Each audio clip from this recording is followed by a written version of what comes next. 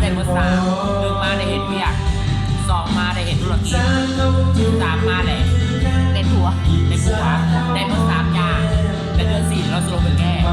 ปีใหม่เราสรุปไปแก้เนาะธุรกิจเราลง200 ล้านก็ได้ได้กับไปแก้ที่เมื่อเรื่องนะผมต่ำกว่า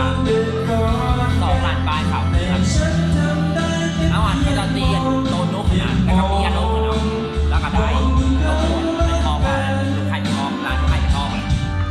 เขาเก็บเงินนะอย่างที่ได้ทำเป็น500,000ขึ้นไปโดยตรงส่วนภาษีมันเอามันโต100,000ต่อเดือน